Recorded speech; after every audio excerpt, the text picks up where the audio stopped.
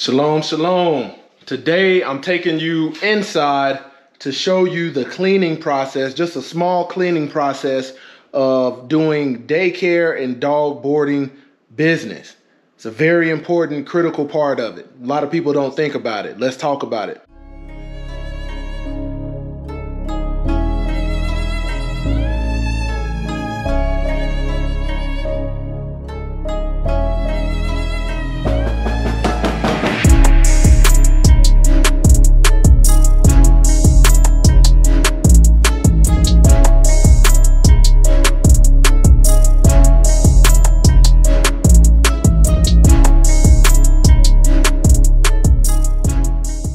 Glory to the Most High, Yah Shalom. Thank you for tuning in to another Righteous Spirit-filled episode.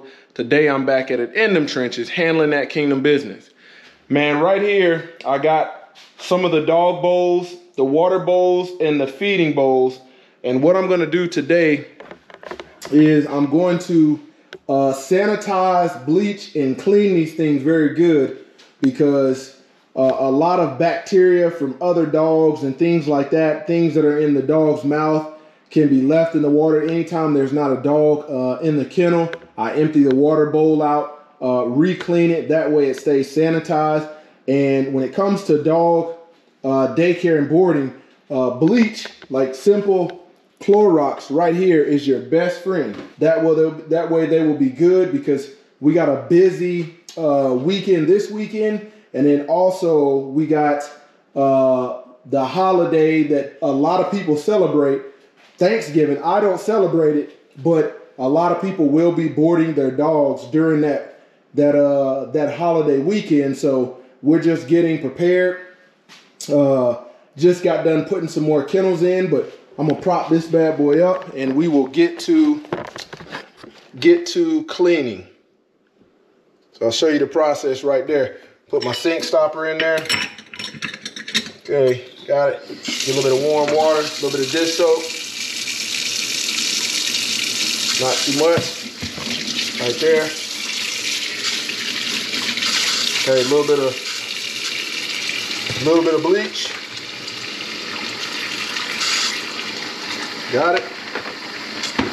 Start off with the food bowl.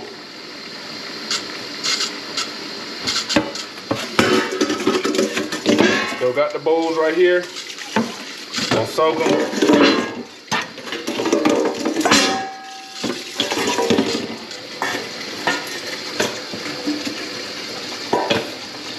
Give them a good scrub.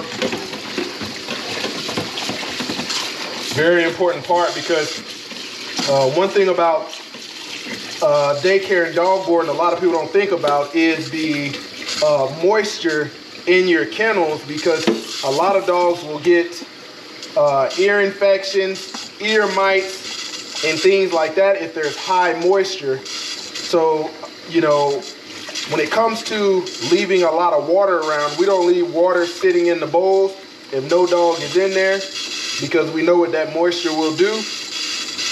And yeah, just trying to avoid that, trying to avoid any kind of bacteria or parasites. If you leave water sitting around in the bowls, your bowls aren't clean, you'll have bacteria build up in your bowls, and that's not good. The dogs will, if another dog comes in and drinks that water, you know, the dog could potentially get sick, and the owner will be trying to figure out what in the world is wrong with their dog.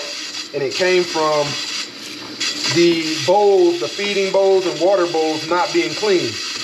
This is a very important part of the dog daycare and boarding business that gets overlooked, because people think about, when starting a business, they think about making the money, and the money's going to be pouring in, and it's actually a lot of work.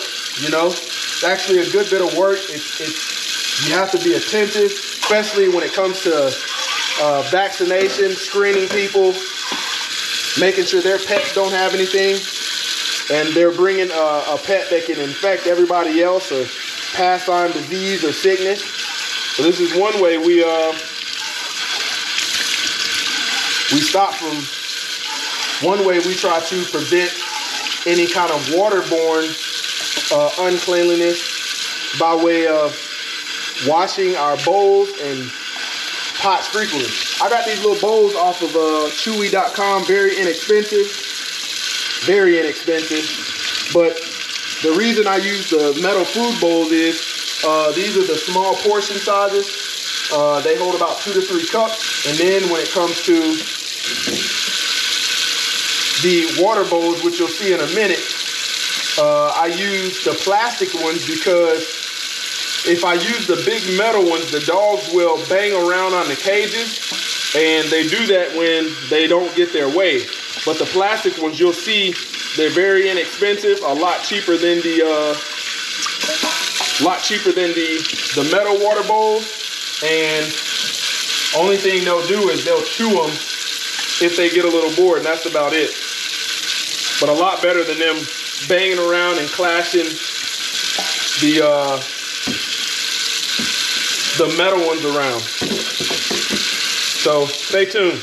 All right, we got all those metal bowls, those food bowls good and clean. Now we're about to move on to the water bowls, and then I'll show you how I let them dry. I don't have a crazy drying process, but I'll show you that. Got those good and sanitized. We'll be ready for the weekend, ready for the weeks to come. We'll be good to go. Stay tuned. Let's move on to the water bowls. All right, these are the water bowls right here. You can see where I get these from. In my area, we have a place called Atwood's. These bowls are like $2, $3. You can see the dogs chew on them, but they don't bang them around, and that's why I get these right here. You see this kind of the gunk. Let me show you the gunk and the hair and filth that gets in there. And this is why we clean them, because you don't know what kind of bacteria and stuff like that could be in there. So you want to make sure they're good and clean. Give the inside a good wash. Get the outside a good wash.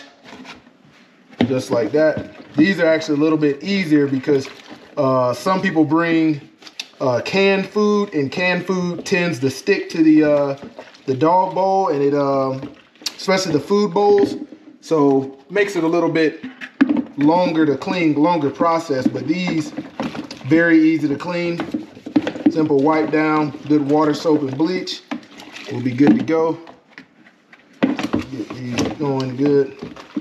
I got about 15 of them right here. What's up, Biggie? What's going on? Huh? You just chilling? All right, before we go, I'll show you the doggone process for drying the bowls out. I got these dog mats.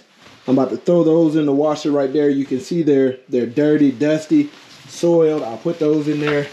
Those can air dry also. Nothing too crazy. Put a little, let's see what we got. Let me get this hold tight. The good stuff. Let's see what we got. Pretty large. Let's see. Put a little fabric off in there. Make them good and soft. A couple packs up in here. Just some basic, simple Arm & Hammer. Nothing crazy. Back up. Put that in there. Start that bad boy up. We good to go. Start. Let them wash real good. Man, I end up, my wife, bargain shop, so we found these things at Walgreens, and they were on sale for $1.99, and you get, let's see, 14 packs for $1.99. So stocked up on those, and then those these scent boosters right here, they were $1.99 also. When we go to Sam's and try to get these things, man, they want like 17 bucks per, and you probably get about twice this amount. So, you know, for $1.99, you can't beat that. What's up, Bruno? What's up? What you doing? You want a treat, huh? Let me get you a treat. Let's see what we got for y'all. A treat. Let's see. Yeah. Yeah. Hey, hold on now. Sit. There you go. You can put some respect on these treats. There, you got it right there. All right, I'll show you the process for drying. Watch out, baby. All right, real simple. Just letting these things sun dry. Be able to come back and get them in about 30, 45 minutes. Just letting them sun dry. Don't want to waste any paper towels on them. That way they'll be good and dry. And then everything good and sanitized. You can see them bowls glistening. That way we're good.